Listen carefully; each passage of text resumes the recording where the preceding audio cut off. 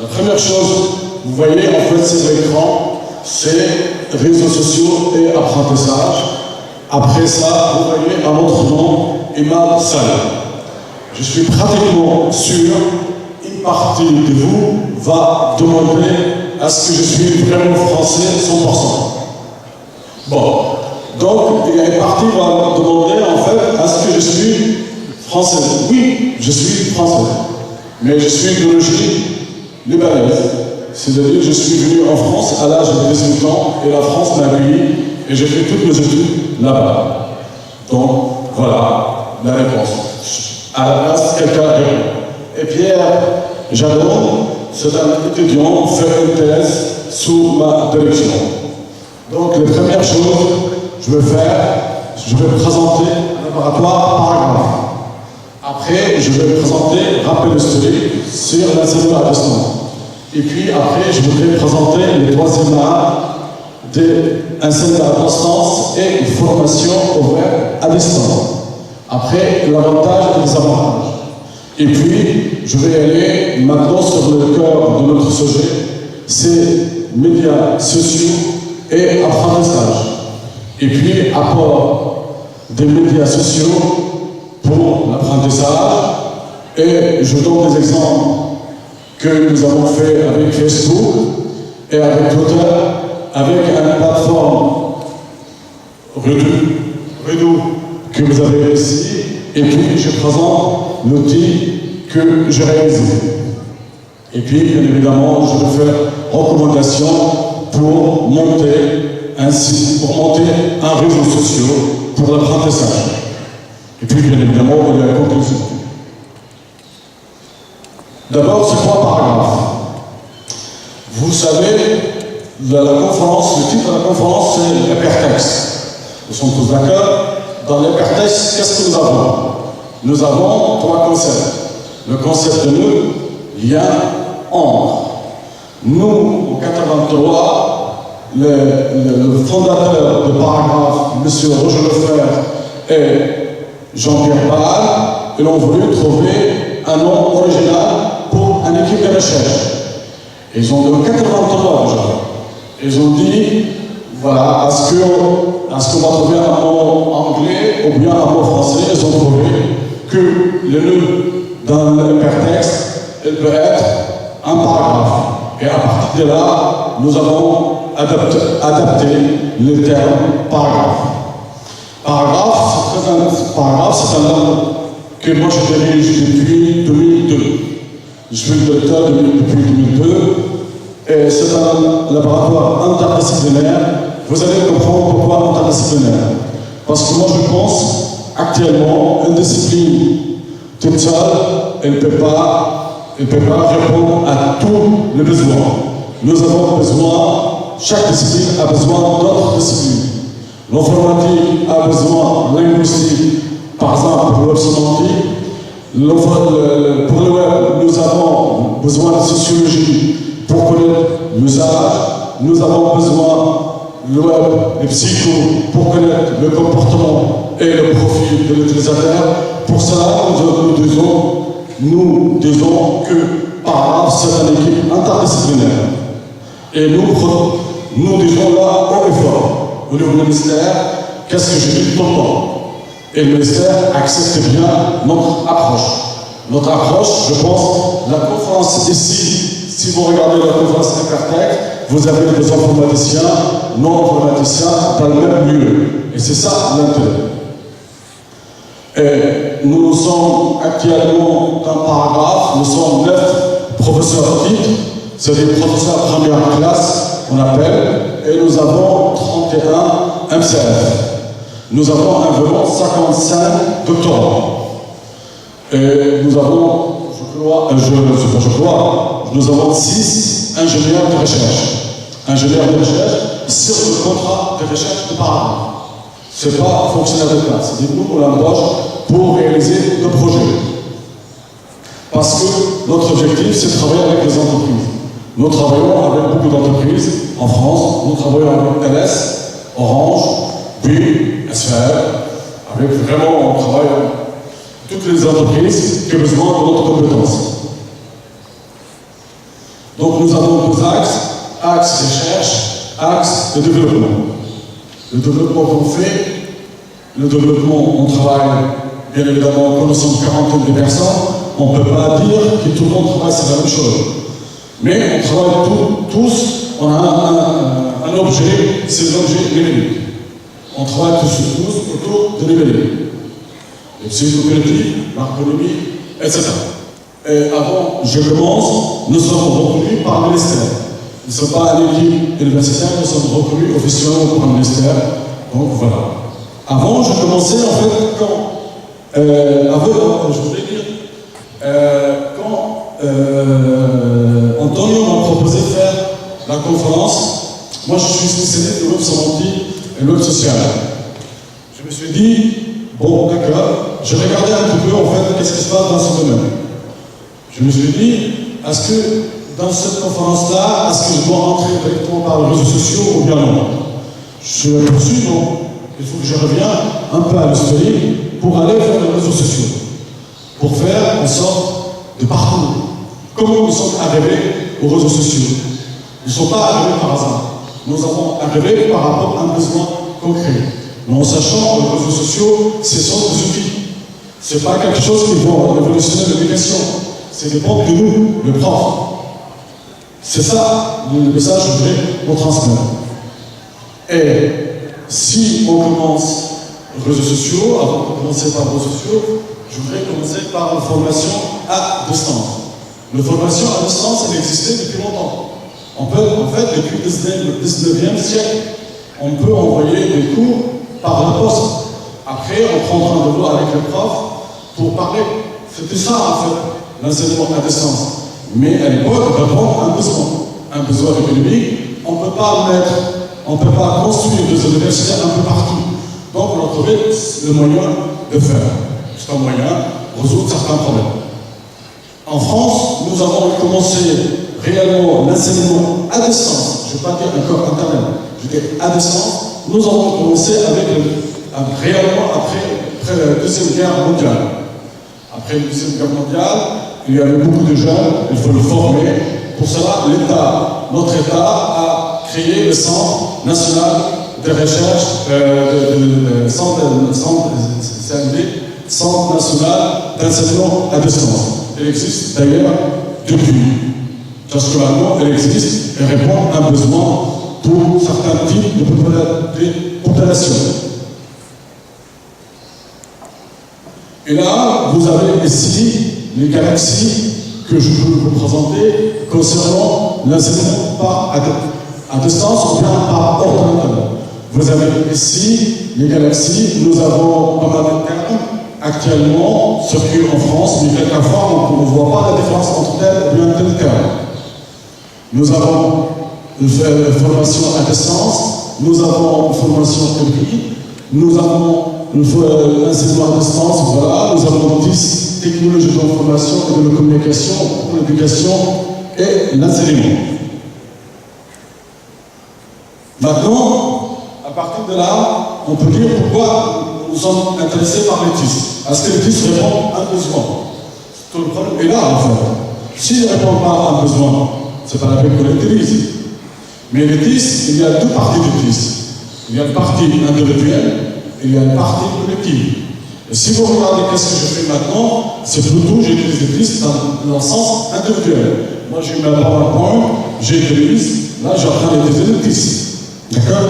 Mais quand je suis sur Internet, là, j'utilise autre chose, une autre technologie. Donc, j'ai une technologie simple, individuelle, après, j'ai une technologie collective, c'est le web. Surtout le web 2. Pourquoi le TIS? Se répond par exemple, pour que chaque étudiant apprend tout seul, s'il a besoin d'apprendre. Et puis, mettre à la disposition des communautés des contenus que peuvent l'accéder à n'importe quel moment. C'est ça l'idée. Ok? Je pense que vous avez les points ici. Je pense que la traduction est en train de mettre certains points.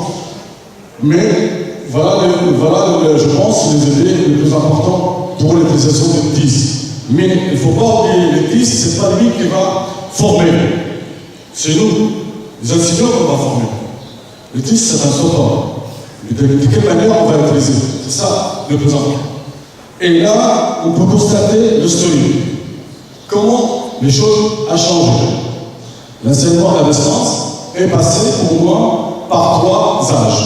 C'est-à-dire 3 périodes. La première période, on a mis l'accent sur le contenu. D'accord?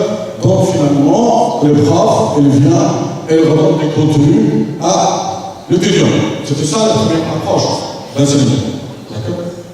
Nous avons la deuxième période.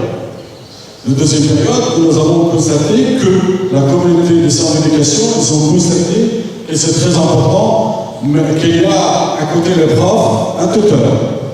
Donc, tutoring. Et là, nous avons dans la deuxième période. Voilà, nous avons le savoir et la formation, nous avons l'enseignant, nous avons le média et le tuteur au milieu. C'est lui qui en sort intermédiaire entre les apprenants et le prof. Et nous avons le troisième période, le troisième âge, la troisième période que nous avons actuellement. Et cette période-là était modifiée par rapport au web. Le web a joué un rôle primordial. Parce que, comme vous le savez, certains mieux que moi, nous avons passé de web 1 vers le web 2. Web 1, on travaille de manière individuelle, mais le web 2, c'est un travail collaboratif. C'est-à-dire que plusieurs personnes peuvent travailler ensemble. D'accord? C'est ça, le web 2. L'objectif web 2, c'est ça. Donc là, a une conséquence sur l'éducation, sur l'enseignement à distance. Donc, maintenant, nous avons le professeur et le tuteur, et nous avons le travail collaboratif entre enseignant, tuteur et apprenant. Et vous voyez, ici, les choses sont changées. Et là, je pense, le spécialiste de l'éducation, il connaît mieux que moi le triangle. Dans le triangle, nous avons le contenu, professeur, élève. Là, maintenant, on a les profs en sens magistral, nous avons les apprenants, nous avons les autres apprenants, nous avons le savoir et la connaissance. Ça signifie quoi? Ça signifie que le professeur, c'est pas lui qui maîtrise l'ensemble des connaissances. Les élèves, elles peuvent aller vers Internet pour chercher d'autres connaissances. Avant, ce n'était pas comme ça. Avant, on fait un cours et les élèves acceptent parce qu'ils n'ont pas le moyen. Avec la nouvelle technologie, les profs, maintenant, ils font des cours, les étudiants, tout de suite, là, maintenant, je pense, par les cours, ils peuvent connecter sur Internet, voir si j'ai en train de dire c'est correct ou bien non. Juste ou bien non. Là, maintenant, les étudiants, ils font ça, en permanence. Quand je lance un concept, parce que quand je fais des cours, quand je lance un concept, l'étudiant, tout de suite, il va regarder sur Internet si les concepts que je suis en train de dire, correct ou bien non. Maintenant, je ne dis pas c'est bon ou bien mauvais. Maintenant, je dis, les outils nous permettent de faire ça. Je ne suis pas pour juger, c'est bon, c'est pas mauvais. On verra plus tard s'il y a des questions. Et un point très important dans notre métier, c'est notre rôle est changé. Nous avons l'enseignant classique.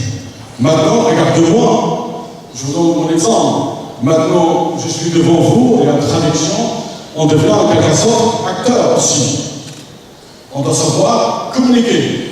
Qu'avant, on communique dans une petite salle, maintenant, nous sommes obligés de communiquer dans des grandes salles. C'est pas la même chose. Je peux vous assurer, c'est pas la même chose. Mais là, c'est notre métier. Il faut s'adapter tout le temps. Il y a certains profs qui refusent. Il y a d'autres qui acceptent.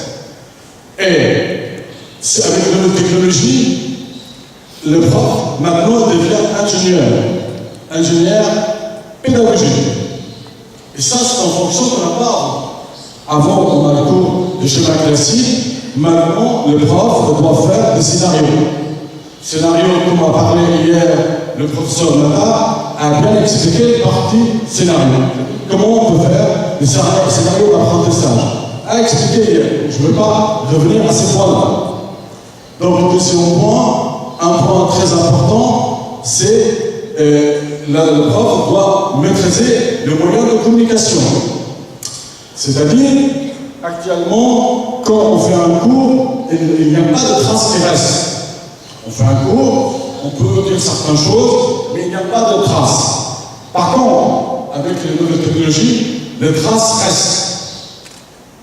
Nous avons par exemple des cas à Paris, par exemple des cas seulement partout en France, qu'on dit aux profs qu'on ne l'écrit pas tellement par Internet. Parce que tout ce que vous dites, c'est un calme. Vous voyez, ils ne sont pas dans la même logique. Donc le prof doit avoir un sens de communication très fin.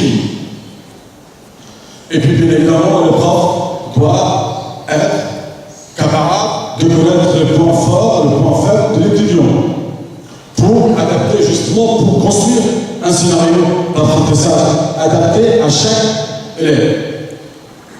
Maintenant, là, le point que une formation faut aider, c'est des formations offertes à distance.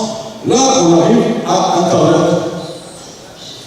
On arrive en fait à Internet pour dire qu'est-ce qu'on a besoin pour monter une formation à distance avec Internet, surtout avec le web, en quelque sorte. Et ça, c'est la même chose qu'on peut poser si nous voulons monter quelque chose sur les réseaux sociaux. C'est le même type de problème.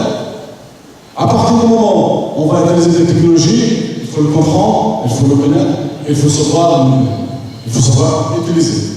La première question qu'on va poser, quelle infrastructure qu'on va utiliser? C'est-à-dire, est-ce que c'est utile pour nous à utiliser Facebook, ou bien Twitter, ou bien LMS, ou bien Moodle, ou bien WebCity, ou bien d'autres? Ça, c'est très important, la première question qu'on va poser. Deuxième question qu'on va poser, quel est le public? Notre plateforme, notre approche, notre enseignement va destiner à quel type de public? Est-ce que c'est pas pareil qu'on va adresser aux étudiants de première année informatique, aux étudiants en sociologie? C'est pas la même chose. Donc on peut, en informatique, on peut utiliser des plateformes beaucoup plus sophistiquées, je dirais en chimie. Quelle organisation pédagogique? Et ça, si on n'a pas une organisation pédagogique derrière, on ne peut pas faire. J'ai eu l'expérience dans plusieurs universités françaises que le président des universités, ils ont décidé tout d'un coup faire l'enseignement à distance. C'est à la mode. Tous veulent le faire. Mais ils ont pensé c'est assez simple. On met la machine, on met une plateforme, on met le contenu et c'est fait. Non, c'est pas ça. Il faut connaître, il faut faire une organisation pédagogique. Il faut aussi, derrière, une organisation administrative. C'est-à-dire, les cours qu'on va faire, est-ce qu'il est reconnu ou n'est pas reconnu? Est-ce que les étudiants peuvent s'inscrire au cours ou bien non? Vous pouvez, en fait, par exemple, nous, à Paris, nous avons le département d'enseignement à distance, nous avons environ 5000 étudiants. Les 5000 étudiants, on va le gérer. On va faire tout un système qu'on puisse entrer ces étudiants dans la base de données pour qu'ils soient reconnus, pour qu'ils puissent accéder au cours. Et un point important, quelles compétences on va mobiliser. Et pour cela, je dis, le travail, pour cela, en fait, je dis, interdisciplinaire, c'est très important. Quand on fait l'enseignement à distance, c'est très important qu'on ait plusieurs types de compétences. On a besoin de compétences, bien évidemment, en informatique, on a besoin de compétences en sciences de l'éducation, on a besoin de compétences en sociologie, etc. On a besoin de plusieurs types de compétences. Pour cela, par exemple, regardez l'exemple d'enseignement à distance à Paris. Chaque fois qu'il y a un cours, il y a toute une équipe derrière le cours, pour qu'on puisse en fait soit transmis de manière intelligente à l'étudiant. C'est pas la même chose quand on fait un cours papier et un cours sur Internet. C'est rien à voir. C'est pas la même logique. Et je pense que le professeur Mater a expliqué un petit peu ça hier. Et il y a un point très important, comment régler le problème juridique. Le problème juridique, c'est quelquefois, nous, le prof, on fait le cours, on pense qu'on fait bien, on prend des choses sur Internet et puis on donne aux étudiants. Mais finalement, non, on n'a pas le droit. Par exemple, moi j'ai eu un problème, j'étais surpris, je donnais la copie de mes livres, surtout un livre, je donnais aux étudiants. J'ai reçu un avertissement de maison d'édition, on dit monsieur Saleh, vous n'avez pas le droit voyez, le problème juridique, c'est très compliqué. Par exemple, regardez, aujourd'hui, je voudrais, pour être filmé, je signe un papier. Donc, il y a le problème juridique. Derrière, il faut qu'on réfléchisse. On ne peut pas mettre n'importe quoi, n'importe comment. Surtout, c'est des cours. Et comment, après, il y a un point, comment garantir une certification des études à distance? Comment on peut dire une formation à distance est bien vue ou bien non? C'est-à-dire les critères de qualité. Les critères de qualité, actuellement, je pense que les Suisses, ils ont fait certains critères de qualité. Je pense qu'il y a les Anglais aussi, ils ont fait. Et puis nous, en France, nous avons fait des critères de qualité pour que la formation soit reconnue. En sachant, je vous donne un exemple. Dans les pays arabes, la formation à distance n'est pas reconnue. C'est-à-dire, nous avons des universités open university, mais il n'est pas reconnu par l'État. Vous pouvez avoir un diplôme à distance, mais vous ne pouvez pas travailler avec. D'accord? Vous voyez les complexités des choses. Et quel modèle économique on applique? C'est très important qu'on puisse appliquer un modèle économique. Est-ce qu'on va donner les cours gratuitement ou bien on va donner les cours avec, comme les étudiants payent certaines sommes? Il y a deux régimes. Je peux comprendre les deux régimes. Les profs peuvent dire c'est intéressant que donne gratuitement, et il y a d'autres qui peuvent dire non, moi je travaille, donc je vais être bénévole. Je peux le comprendre. Mais quel système économique on doit mettre en place? Et ça, c'est à nous à résoudre. Si on fait les réseaux sociaux ou bien on fait d'autres choses, ça c'est très important. Maintenant, bien évidemment, je pense que certains connaissent mieux que moi l'avantage et les avantages de l'enseignement à distance, ouvert et à distance. Je pense que vous connaissez les points là. Le premier avantage, et exclamation d'apprentissage. Ainsi, vraiment, si on travaille ensemble, on va apprendre plus. Ça, il faut prouver. Et, bien évidemment, disponibilité des grandes masses d'informations. Bien évidemment, nous avons beaucoup d'informations, mais est-ce qu'on peut juger la qualité de l'information? Que peut dire, par exemple, toutes les informations sur le net sont valables ou bien non? Par exemple, on a fait un test avec Wikipédia. Nous, on a mis quelque chose sur Wikipédia, une fausse concept, et les étudiants ont pris, ils ont appliqué. En fait, c'était une fausse. C'était un faux concept. Vous voyez le problème? C'est beaucoup plus compliqué qu'on croit. C'est pas limité, c'est pas parce que nous avons des technologies tout est résolu. Justement, les technologies nous permettent de résoudre certains problèmes, mais nous compliquent d'autres problèmes. Voilà, là, les trois axes de formation ouverts à distance, quel qu'elle soit, si on utilise les réseaux sociaux ou bien on utilise une plateforme. C'est les trois points qu'on doit prendre en compte. On va prendre en compte l'axe pédagogique, on va prendre en compte l'axe organisationnel, on va prendre en compte l'axe technique. Sinon, on n'arrivera pas. D'accord? Parce qu'il faut partir de l'idée, si on fait quelque chose, on utilise les réseaux sociaux ou bien plateforme, on ne va pas faire 3, 4 pages web. On va mettre beaucoup de pages web. Et là, il faut organiser. Les médias sociaux. Les médias sociaux et web social. Là, on a vu, avec le Web 2, nous sommes arrivés au travail collaboratif. Le travail collaboratif. Là, nous avons vu, je pense, avec le schéma, je pense, notre professeur a parlé de ça. Mais, les médias sociaux, en fait, il y a deux approches. Il y a les réseaux sociaux que vous connaissez tous. Par exemple, une association. Souvent, nous, par exemple, moi, j'appelle une association pour travailler avec les élèves. En quelque sorte, c'est une association. Nous avons créé une association avec un intérêt commun pour aider des élèves. Donc, en quelque sorte, on n'a pas besoin ni Facebook, ni d'autres. D'accord? On n'a pas besoin absolument ça. D'accord. Il passe devant moi pour me dire j'ai encore 30 minutes.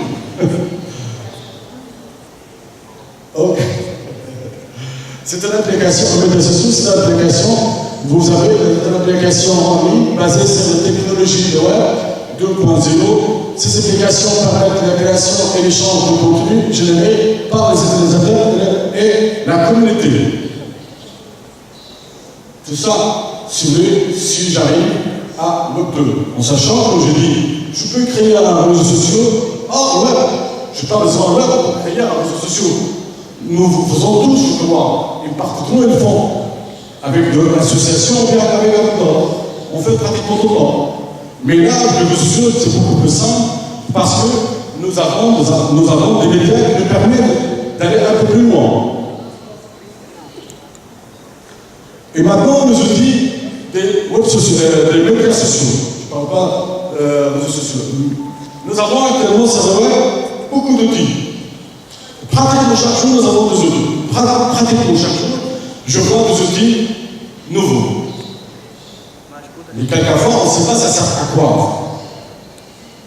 On mélange quelquefois on dit Twitter, on peut utiliser pour l'éducation, d'autres nous disent Wikipédia, on peut utiliser pour d'autres, il y a d'autres qui disent moi j'utilise YouTube, il y a d'autres qui disent Facebook, etc. Donc moi je dis non, il faut classer, il faut comprendre ces outils-là, et ça sert à quoi chaque outil. Il ne faut pas mélanger. D'accord? Et je pense dans l'article, vous allez recevoir, je fais un classement des outils de médias sociaux. Je fais un classement pour que vous compreniez, pour que vous puissiez comparer les catégories des médias sociaux. Voilà le panorama. Vous avez un panorama de nos médias sociaux. Vous avez regardé, il y a plein. Je pense qu'il y a d'autres aussi. Mais bon, est-ce que l'objectif de connaître l'ensemble? Je ne pense pas. Ce n'est pas notre objectif de connaître l'ensemble. En fait, il faut savoir qu'est-ce qu'on a besoin. Vous rappelez quelle infrastructure qu'on va utiliser. Et c'est ça le plus important. Est-ce qu'on va utiliser YouTube, ou bien Facebook, ou bien Twitter? Vous allez voir, par exemple, Twitter, nous avons utilisé Twitter pour un contexte bien défini. Voilà, je fais un chemin pour montrer en fait l'évolution du web. Parce que le web a changé. Nous avons le web classique, web 1.0 vers le web 4. Mais je pense, je n'ai pas eu le temps de le faire, je suis désolé, les chemins là sont ensemble en fait. Le web sémantique, le web social marchent ensemble maintenant. Il n'y a pas de différence entre web sémantique et web social. Actuellement, je n'ai pas le temps de présenter les applications sur ça. Je fais, il y a une semaine, une présentation sur le web sémantique social. Je dis, là non, il faut mélanger. Ça ne sert absolument à rien qu'il y a deux parties. Par contre, on va vers le web intelligent. Et ça, c'est l'avenir. Que nous sommes dedans. Donc, les réseaux sociaux, surtout pour les communautés d'éducation, c'est des individus ou d'organismes qui ressemblent au service de la formation et l'apprentissage. Elles permettent, les réseaux sociaux, c'est quoi? Faciliter le travail des groupes, c'est ça l'intérêt de Facebook, en fait, ensemble, des personnes peuvent travailler ensemble. Et puis, deuxième chose, ils favorisent les échanges et l'expression écrite et l'essai ou bien oral. C'est-à-dire dans Facebook, ou bien YouTube, ou bien d'autres, vous pouvez mettre une vidéo, vous pouvez mettre un texte, etc. Mais la question qu'on va poser, est-ce que Facebook c'est fait pour l'enseignement? Ça, c'est un problème. Je pense qu'il y aura un débat entre nous, si vous voulez bien, entre moi et vous, j'attends vos questions. Mais en même temps, nous avons des réseaux sociaux et professionnels. On n'a pas que des réseaux sociaux, je dirais, dans Facebook, YouTube. Nous avons aussi des réseaux sociaux professionnels. C'est le meilleur, en fait. C'est maintenant pratiquement tout ce qu'on utilise pour trouver un job, etc. Mes étudiants l'utilisent souvent pour trouver un job ou bien un stage. Et là, vous avez, j'ai fait une figure pour illustrer mes propos. Qu'est-ce que je suis en train de dire? Parce que je pense que c'est nécessaire montrer par un figure, par un chemin. Vous avez donné le stockage, données stockées et recherche. Vous avez ici données stockage et mémorisation. Vous avez ici une gestion de l'information. Vous avez la communication. Vous avez le traitement. D'accord? Et là, nous avons les outils que les élèves à utiliser. Donc, si nous souhaitons utiliser un réseau social, donc si on utilise un réseau social, signifie qu'on doit trouver un moyen pour qu'il y ait une gestion de la communauté.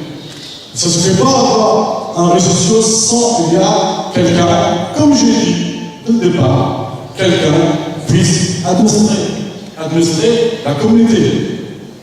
Par exemple, là, je vous donne par exemple ici, en face à face avec vous. Moi, j'ai quelqu'un qui me présente chaque fois un papier pour me dire il faut faire attention. Vous avez 5 minutes, 2 minutes. Donc, il y a quelqu'un qui est en train d'administrer ma conférence. Et c'est pareil. Donc, quand je suis dans les réseaux sociaux, et maintenant, c'est un métier. Actuellement, je montais un diplôme avec l'accord du ministère. Parmi les professions qu'on propose, c'est administrateur de réseaux sociaux. D'ailleurs, on fait ça avec de grands groupes, avec de grands sites web. On fait ça avec le e-commerce. Je pense que c'est le premier site commercial en France. Aussi, on fait avec pas mal d'entreprises. Parce qu'on sent le besoin. Cet métier n'existait pas avant. Avant, nous avons un administrateur de site web. Maintenant, administrateur de communauté. C'est pas pareil. C'est pas la même chose. C'est pas la même tâche. Etc. Ah, là, je présente l'ensemble. Qu'est-ce qu'on a besoin? L'ensemble des outils qu'on a besoin, quel que soit. Je parle des réseaux sociaux, bien d'autres, si t'en fais. On a besoin d'activités en ligne. On a besoin d'un dispositif de formation. On a besoin des enseignants et des apprenants. C'est-à-dire qu'on a besoin d'écrire un scénario. On a besoin, si nécessaire, activités face à face. Et on a besoin des personnes ressources. C'est des tuteurs, experts, étudiants. Et là, on a besoin d'environnement. C'est de l'environnement qu'on va utiliser, documents, sites web, etc. Vous voyez, c'est des choses assez compliquées en fait. Parce que moi, je vois beaucoup de profs qui viennent me voir, c'est facile. C'est pas assez facile, en fait. Et là, je vais passer très vite. Nous avons aussi, on parle souvent là, YouTube ou bien Facebook, mais nous avons aussi des outils, quelquefois, qu'on n'a pas besoin de Facebook. Nous avons des outils LMS, c'est-à-dire des outils de Learning Content Management System, qui sont très bien, ils peuvent répondre à nos besoins. Ce n'est pas une question de nous. Et puis nous avons des outils Learning Management System. Nous avons tout type d'outils. Moi, par exemple, je dis aux étudiants profs, c'est pas la peine d'utiliser Facebook. Je vous dirai pourquoi il ne faut pas utiliser Facebook quelquefois. Parce que nous avons des problèmes. J'ai expertisé des réseaux sociaux éducatifs il y a pratiquement un mois, parce qu'il y a un problème. Quand j'arriverai là, je vous expliquerai. Là, je vous donne un exemple sur les réseaux sociaux qu'actuellement nous avons en France. Nous avons des réseaux sociaux Campus, FLE, c'est-à-dire français et langue étrangère. C'est un réseau social. Et l'on fait avec les réseaux sociaux NING, c'est-à-dire avec l'outil NING, on n'a pas utilisé Facebook. Pourquoi on n'a pas utilisé Facebook? Parce qu'il y a certaines choses dans Facebook. On ne peut pas assurer la sécurité totale d'un Facebook. On a eu un problème en France il y a, je crois, il y a 2 mois. On a constaté tous les comptes de Facebook de France étaient piratés. Donc, toutes les informations personnelles de tout le monde, tous les gens qui étaient sur ils étaient vraiment affichés à tout le monde. C'est-à-dire chacun, il reçoit sur son compte des informations sur son nom, ses amis, etc., etc. C'est des informations que la personne a mis cachées. Pour cela, nous, on n'aime pas trop le ministère d'utiliser Facebook. On préfère utiliser d'autres outils. Là, par exemple, l'utilisation de Facebook, c'est pas en ligne, c'est en fait pour que les étudiants puissent dialoguer entre eux, c'est-à-dire poser des questions entre eux, chercher ensemble des informations, etc. Là, vous avez un autre, voilà, de petits exemples sur l'utilisation des réseaux sociaux français ou étrangers. Là, c'est un autre exemple de Facebook. Là, c'est en fait, c'est un exemple qu'on a fait au Liban. Parce qu'au Liban, en fait, on n'a pas les Libanais n'ont pas le moyen d'utiliser d'autres outils que Facebook, donc on a dit on utilise Facebook. En sachant que Facebook, nous avons des outils spécifiques pour l'éducation maintenant. Avant, ils faisaient seulement pour l'échange et le partage. Maintenant, ils ont compris Facebook, l'intérêt de l'éducation. C'est-à-dire, ils utilisent maintenant Facebook en tant qu'un système éducatif payant. Là, on a fait, voilà, vous voyez, là, surtout pour apprendre, voilà, pour apprendre en fait l'arabe et l'anglais, etc. Donc, on a fait des cours avec Facebook. On a mis des vidéos, etc. Mais la question, ça pose. La question qu'on peut poser, qui va faire les vidéos? Qui? Est-ce que nous sommes les profs? Nous sommes, comment dirais-je? Est-ce que nous sommes, on connaît, c'est-à-dire, est-ce qu'on a des formations pour filmer nos cours? On ne sait pas. On ne sait pas être devant les caméras. C'est une manière d'être. C'est-à-dire, pour être là, il faut travailler. Et quelquefois, nous, le prof, en France, il n'y a pas de formation pour être prof. On a 10 profs automatiques par défaut. Le ministère pense comme on devient, comme on est.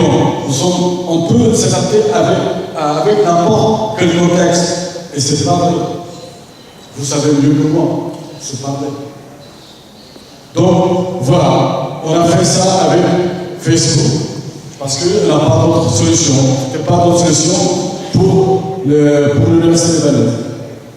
Voilà, vous avez ici, vous avez le son en anglais. Nous avons aussi, on a ajouté des outils 3D pour illustrer certaines choses. D'accord? Mais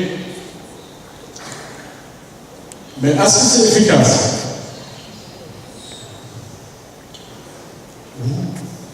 Je dirais, c'est dépend qu'est-ce qu'on veut.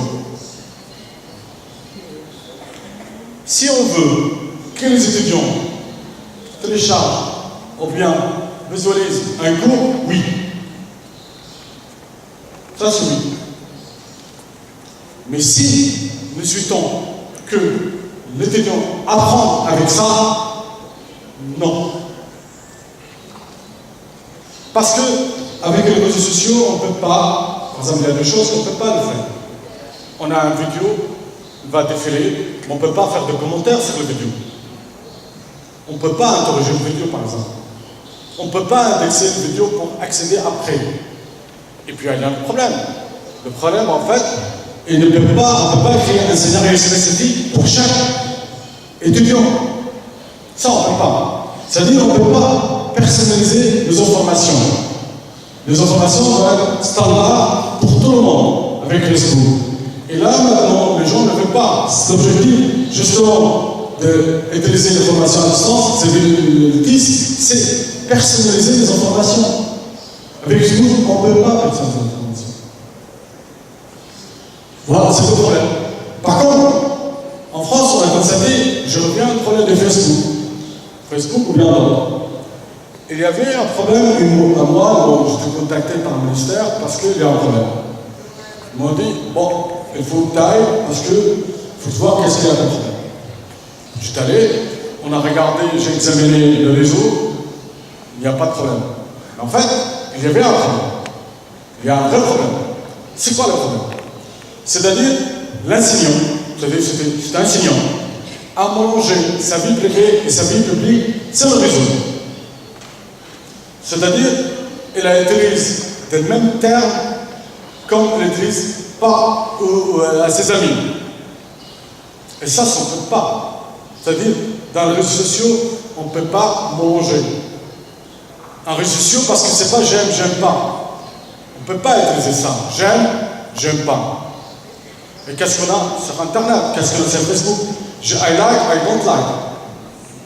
C'est vrai ou c'est pas vrai? Mais en même temps, ça on ne peut pas. Je ne peux pas dire à un prof, tu deviens mon ami. Oui ou non? On peut être amis, mais avec certains cas. Quand les étudiants ont envie d'un certain niveau. Mais chez nous, des enfants de 15 ans, on dit oui, maintenant tu deviens un ami. Non. Parce que les profs, les étudiants, ils ont pensé autrement. Vous voyez le problème? Et après, toute une histoire. Pour vous dire, c'est-à-dire, l'utilisation de Facebook, bien l'utilisation des réseaux sociaux, il faut savoir de quelle manière qu'on l'utilise. Il faut séparer notre vie privée et notre vie publique. Il ne faut pas mélanger. Pour cela, actuellement, en France, on parle beaucoup sur cette frontière numérique. Où s'arrête la vie privée, où s'arrête la vie publique. Où, et il y a autre chose aussi, de Facebook, on garde la trace. Tout enregistré. Et on ne peut pas effacer. C'est-à-dire, si on va faire quelque chose avec Facebook, on va demander une permission environ 6 mois pour qu'il soit effacé. Et ça pose un problème pour un enseignant. Vous voyez le problème? Donc, nous, on appelle actuellement, on fait beaucoup de recherches sur l'identité numérique. Identité de trace numérique et identité numérique. C'est-à-dire, pour faire comprendre aux profs, vous avez une identité, vous avez des vues privées, publiques, il ne faut pas mélanger. On dit aux élèves, votre prof n'est pas votre ami, c'est votre prof. Pour cela, on préfère, nous, utiliser d'autres outils, qu'on n'utilise pas le terme j'aime, j'aime pas, etc., etc. Et voilà le problème. Maintenant, Twitter, on a utilisé aussi à l'université libanaise,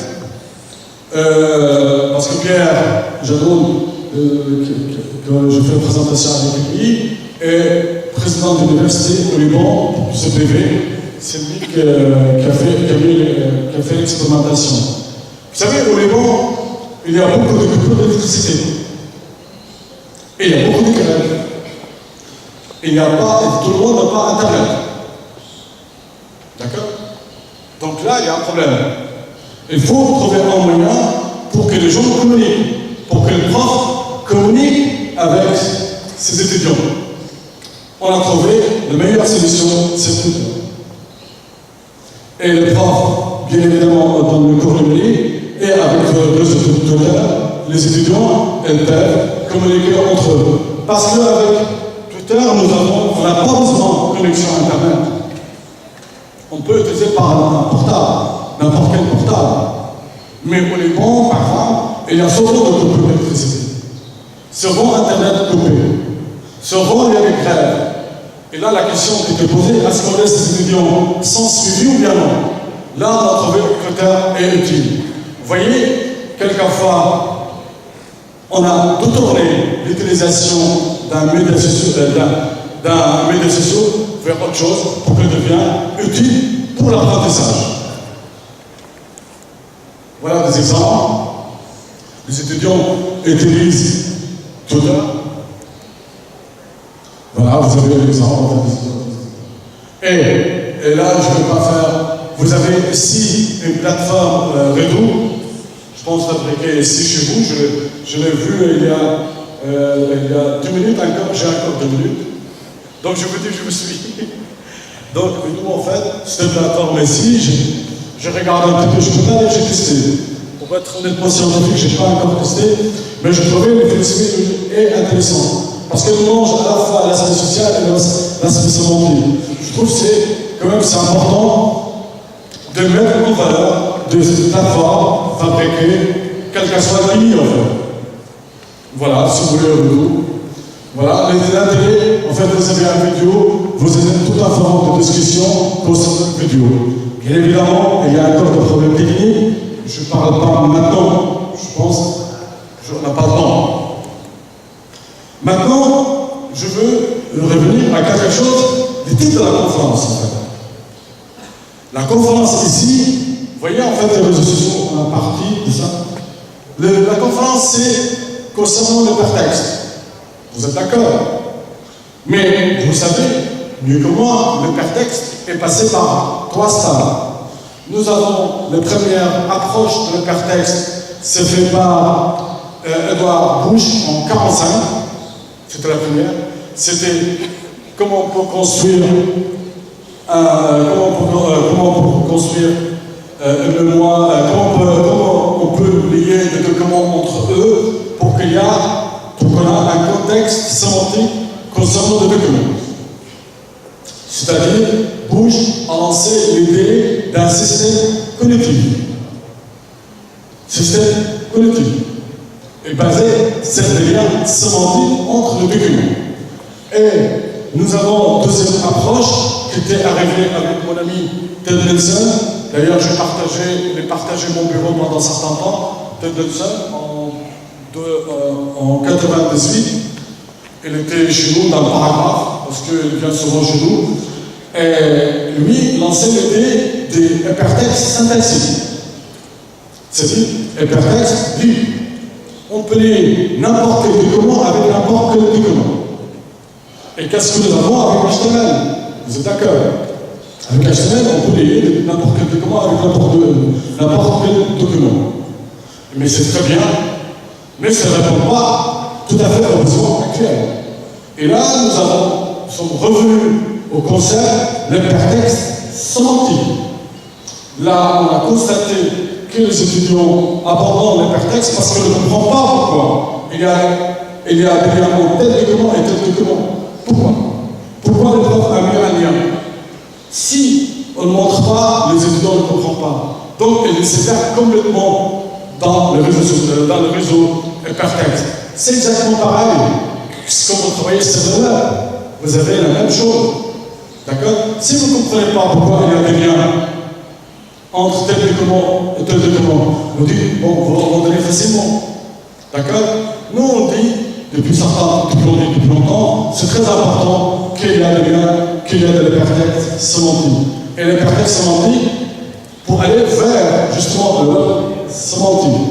En sachant que ce système-là, je proposais le premier article que j'ai fait, c'était en 95, c'est au Japon, en fait, j'ai fait l'article sur ce système-là.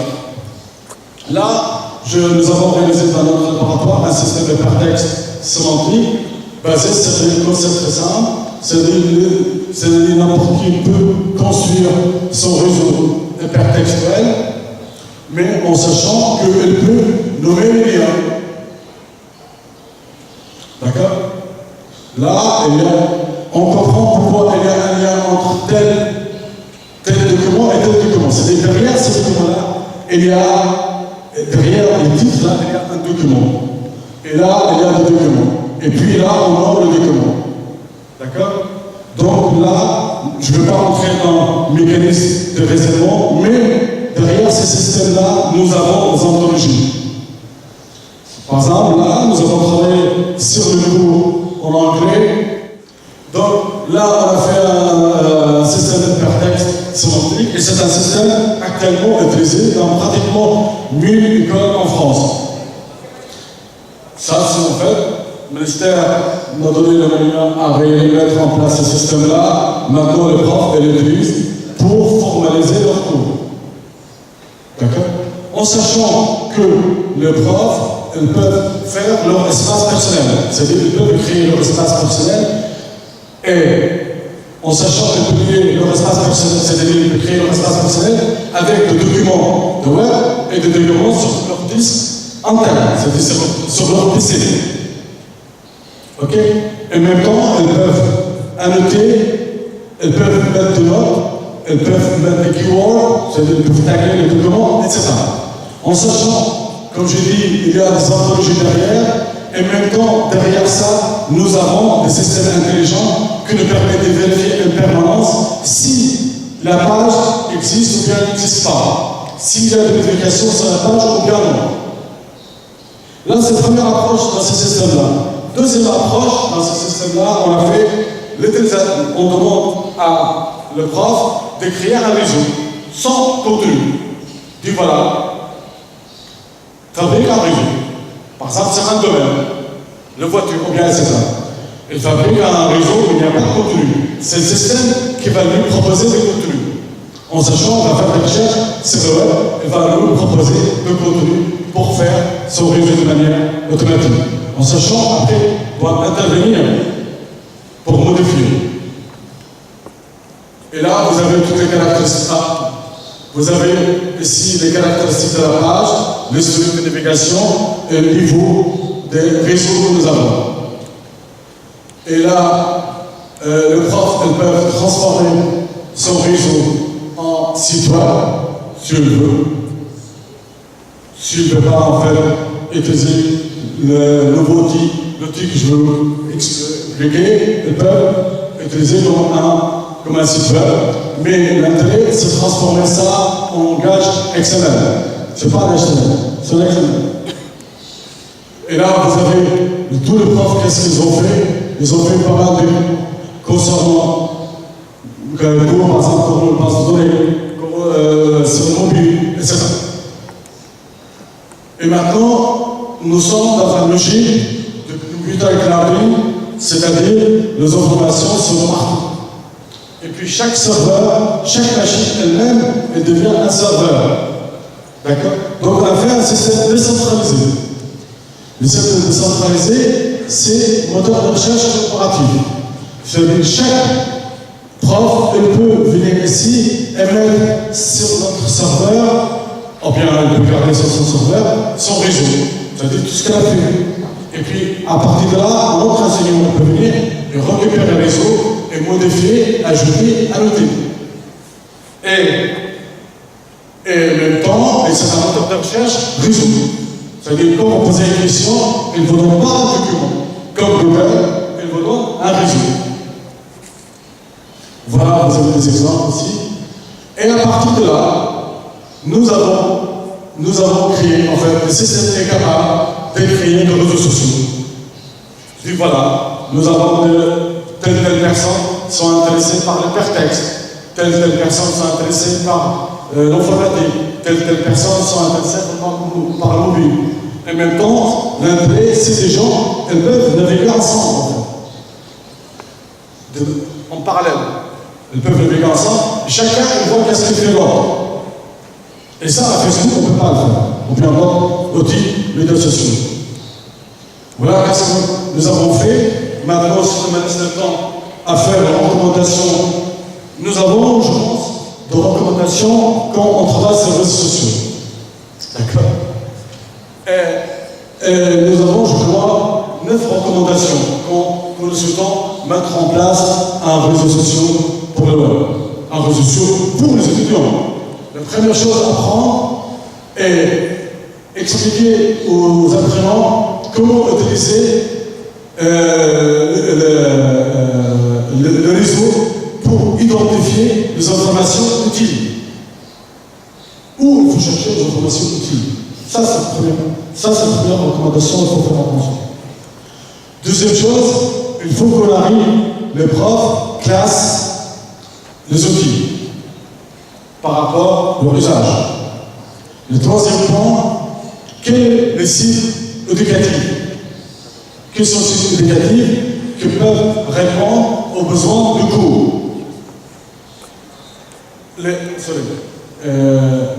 Comment le prof doit en permanence évaluer les contenus? Parce que, comme vous savez, sur le web, il y a beaucoup de contenus. Le prof va être capable, en permanence, de dire si les contenus sont encore valables ou bien non. Et cinquième point très important, c'est un point, c'est éthique. Éthique, c'est-à-dire conforme aux normes éthiques, c'est-à-dire pour qu'il n'y ait pas de confusion entre les relations prof-enseignant. Ça, c'est important. Et un 16e point, comprendre le droit d'auteur. C'est-à-dire quel document qu'on peut mettre sur Internet, sur notre réseau. On ne peut pas mettre n'importe quoi. Et 7e point, comprendre l'importance de la gestion de l'identité et la répétition de l'utilisation des médias sociaux. C'est-à-dire, il faut que l'enseignant et surtout les enseignants savoir sa répétition met en jeu en réseaux sociaux. Il faut qu'ils fassent attention à ça. Et un deuxième point, qu'il faut que le prof suit et fait en fait des scénarios d'apprentissage personnalisés par rapport à chaque étudiant. J'ai dépassé ça, mais on peut faire ça avec des outils que nous avons développés. Et merci. Non, je ne peux pas dire merci, j'ai fini ça, et voilà. Voilà, je suis fini. Donc la recommandation que je peux vous faire, c'est très simple. Je ne pense pas que les outils, c'est elle qui fait le cours. C'est nous qui fait le cours. C'est à nous à travailler. Mais je dirais maintenant, notre job est changé, sera modifié. Ça veut dire, vous voyez, tout ce que nous demande maintenant, on va être à la fois capable de juger tout le temps les contenus, mais on ne peut pas faire ça. C'est-à-dire qu'il faut que vraiment un équipe pédagogique derrière pour qu'on puisse construire un réseau social adaptable aux étudiants. D'accord? Et là, quand on fait un outil en informatique, actuellement, mes amis les informaticiens, ils ont compris mon approche. L'approche que je défends dans le paragraphe au ministère. C'est-à-dire qu'il faut qu'on soit ouvert. Chaque discipline ouverte à un autre. Il ne faut pas que chacun de nous ferme sur lui-même dans sa discipline. Je peux comprendre, mais il faut quand même dialoguer avec d'autres. Voilà, je vous remercie de votre attention. Je suis désolé.